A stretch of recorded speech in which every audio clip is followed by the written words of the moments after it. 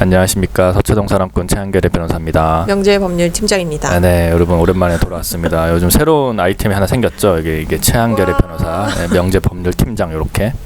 저희 또 의뢰인께서 정말 순수 직접 만드셨다고 합니다. 네. 너무 감동이지 않습니까? 너무 감동이어가지고 앞으로 영상에는 이렇게 들고 네. 찍으려고 합니다. 네네. 이것만 보내주신 게 아니죠. 또 커피를 또 제가 말씀을 안 드렸거든요. 제가 어떤 커피를 먹는지. 네. 근데 그 뒤에 커피 기계가 있다는 것을 인지하시고 네.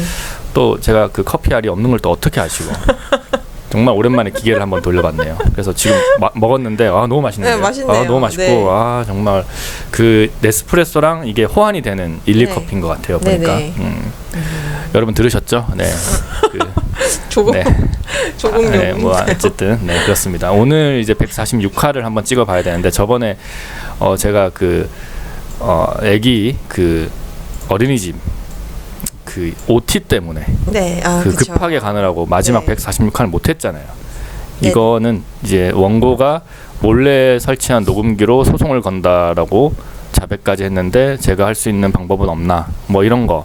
요즘 이제 워낙 녹음 기술이 많이 발달이 돼가지고 네. 쬐끄만 핀 마이크도 있고 막 그래요. 그런 거 관련돼 가지고 상간제 소송에 많이 쓰이고 있는데 이거와 관련된 질문 한번 읽어주시죠. 네. 읽겠습니다. 안녕하세요 변호사님. 제가 몇 가지 여쭤볼 일이 있어 메일 드립니다. 제가 지난 1월 초에 기남 와이프에게 전화를 받았습니다.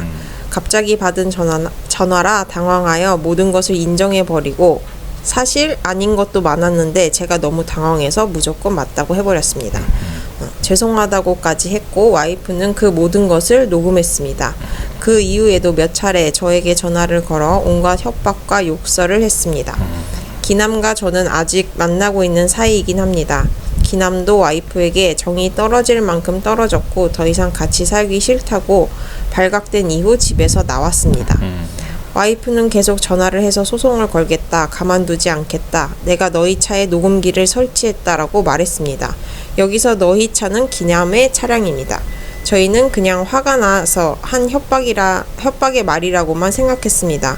그런데 제가 소장을 받고 보니 정말로 저희 둘이 차에서 한 대화 녹음을 다 녹취록으로 내서 상간자 소송을 걸어왔습니다. 심지어 기남이 집을 나온 이후 저와 만나면서 나눈 대화 내용들이었습니다. 정말 몰래 설치했다고 밖에 할 수 없는 정황입니다. 이런 것을 제가 알고 있고 기남도 알고 있는데 이걸로 저희가 형사고발이나 다른 조치를 취할 수 있는 것이 없나요? 그리고 저를 미행해서 찍은 사진도 증거로 냈던데 이런 것도 형사고발할 수 있는 것이 없는지 궁금합니다. 네. 라고 문의 주셨습니다. 많은 분들이 가지는 의문점입니다. 네, 이제 원고가 되실 분들 또는 원고가 이렇게 이제 불법 녹음을 하는 경우가 많고 몰래 미행을 해서 찍은 사진도 많이 냅니다. 네. 그리고 흥신소도 쓰고 막 그렇게 하는데 사실 피고 입장에서는 할 게 많이 없어요. 피고 입장에서 할 거라고는 지금 기혼 남성 지금 원고의 배우자와 계속 만나는 사이라고 하셨는데 뭐 어쩌겠어요. 뭐 계속 만나야죠. 맞잖아요. 그거밖에 하는 건 없고 그냥 원고한테 어떻게 소송을 받아가지고 뭐 위자료를 물어주든지 이렇게 하거나 아니면은 그 기남과 헤어지거나 이런 거밖에 없는데 굳이 한번 대응할 게 있다고 하면은 그 통신비밀보호법으로 이제 고발을 하면 됩니다. 이걸로 많이 하시죠. 네네. 그리고 또 특히 여기서는 물어보진 않았는데 상간제 소송에 불법 녹음이 제출이 되어가지고 그거를 증거로 쓸 수 있냐요? 쓸 수 없는 거 아닙니까? 뭐 이러면서 뭐 보면 위법 수집 증거 아닙니까? 뭐 이런 걸 어디서 듣고 오셨나 봐요. 네네. 저도 학교 다닐 때 위법 수집 증거 이래가지고 위수증 이렇게 뭐 배우기도 했고 뭐 시험 문제도 많이 풀었었는데 사실 우리 한국에서 위법 수집 증거가 인정된 형사 판례도 거의 없고 특히 이건 민사기 때문에 민사라서 다 인정이 됩니다. 제가 얼마 전에 받은 판결문을 하나 제가 읽어드리면은 진짜 불법 녹음 그것만 증거가 있었어요. 집 안에 이제 어떤 여성이 남성과 이제 대화를 하는 거를 녹음을 해놨어요. 알고 봤더니 스피커폰으로 대화를 하면서 그 다음에 자기 이제 뭐 여자친구랑 통화하는 거 그런 걸 다 제출을 해가지고 근데 저희는 이제 진짜 열심히 다퉜는데 저희가 그 판사님께서 이렇게 판단하셨어요. 피고는 갑 몇 호증이 위수증이므로 증거로 사용할 수 없다라는 취지로 주장을 한다. 그런데 자유심증주의가 적용되는 민사소송 절차에서는 형사소송법의 법리에 따른 위법 수집 증거의 증거능력 배제 법칙이 적용되지 않는다. 그리고 그 민사소송 절차는 가사소송 절차에도 그대로 준용이 되고 마찬가지이므로 이 주장은 받아들여지지 않는다. 이런 식으로 딱 이렇게 한 줄 판단을 하셨습니다. 이거 보면은 아직 그 위수증, 그러니까 불법 녹음을 한 거를 이제 민사소송에 제출을 했을 때 그거를 뭐 증거로 써서 안 된다는 피고의 주장은 받아들여지지 않을 겁니다. 대신에 우리가 할 수 있는 거는 위자료 청구 소송을 할 수가 있어요. 이건 일단은 헌법상 보장되는 그냥 개인의 인권이고 이렇기 때문에 위자료 청구를 하면은 지금 나의 이제 인격권을 침해당했다 이런 식으로 해서 그 주장을 하고 청구원인을 구성을 하면은 위자료가 나옵니다. 근데 나와봤자 몇백만 원 안 돼요. 한 진짜 얼마 안 됩니다.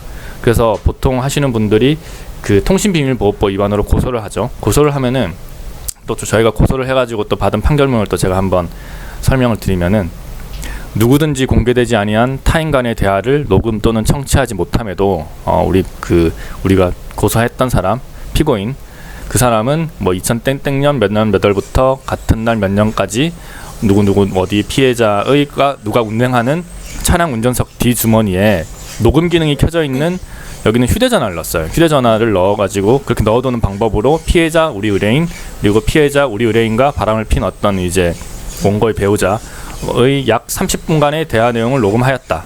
그 대화 내용은 사실 뭐 성관계 내용도 있고 그냥 진짜 말 그대로 대화 내용도 있는데 성관계 때 나눴던 것도 대화 내용이라고 봅니다. 그렇게 해서 그런 녹음했기 때문에 이거는 통신비밀보호법 위반이다. 이렇게 해서 아주 굉장히 그 큰 처벌을 받았어요. 이게 보면은 뭐 여기 이게 공소사실 있고 여기 보면은 징역 6월 및 자격정지 2년 이렇게 돼 있고 집행유예도 지금 2년 막 이렇게 돼 있습니다. 굉장히 또 큰 범죄라서 이렇게 처벌을 받으니까요.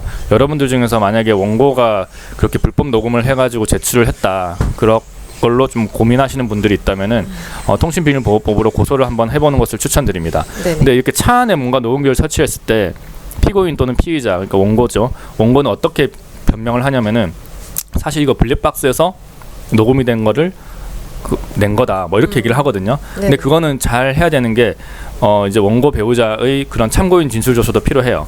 내가 블랙박스 녹음 파일을 꺼놨다라든지 녹음 기능을 꺼놨다라든지 아니면은 그 내용을 분석을 해보면은 그렇게 녹음기는 한 30분에서 1시간 동안 그대로 쭉 갑니다. 근데 블랙박스는 그게 녹음이 그게 끊어져요. 1분 단위, 5분 단위, 10분 단위 이렇게 끊어지기 때문에 자신이 차량에 갖고 있는 블랙박스의 기종이 뭔지 확인을 하고 그게 차량을 꺼놓으면은 그 녹음 파일이 계속 끊어지거든요. 끊어지는 것을 좀 입증을 해가지고 제출을 하면은 그 피의자 또는 피고인의 그런 변명 같지도 않은 변명은 받아들여지지 않으니까 이것도 하나의 팁입니다. 그리고 미행에서 찍은 사진 이거는 별다른 방법이 없습니다. 너무 안타깝지만 그 흥신소를 처벌하는 법은 있거든요. 누구든지 이렇게 업을 목적으로 이렇게 다른 사람 뭐 개인정보 침해하거나 따라다니고 이러면 안 돼요. 근데 그거를 입증할 방법이 굉장히 없습니다.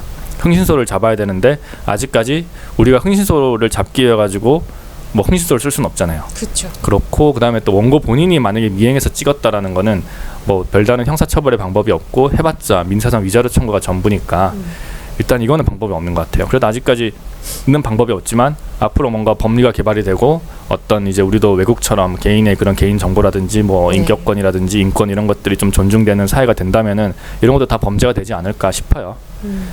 네, 아무튼 말하다 보니까 이렇게 또 시간이 또 지났네요. 이게 대본이 있어야 되는데 대본이 없다 보니까 제가 그냥 즉문즉답이죠. 네. 그러다 보니까 이렇게 말이 길어졌습니다. 여러분들 항상 감사드리고요. 네. 보니까 계속 구독자 수가 늘어나고 있는 것 같아요. 네. 너무나 감사드리고 이렇게 구독자분들 중에서 이렇게 선물도 주시고 하니까 여러분들도 꼭 기억하셨다가 뭐 선물 달라는 건 아니고 그냥 꼭 기억을 해달라는 말씀을 한 번 더 드리겠습니다. 146화는 이 정도로 하고요. 147화에서는 적반하장 상간녀 남편 회사에게 다 알리겠다라고 이렇게 협박하는 상간녀에 대해서 어떻게 할지 그와 관련된 얘기를 한번 해보도록 하겠습니다. 네, 여러분 구독과 좋아요 꼭 눌러주시고요.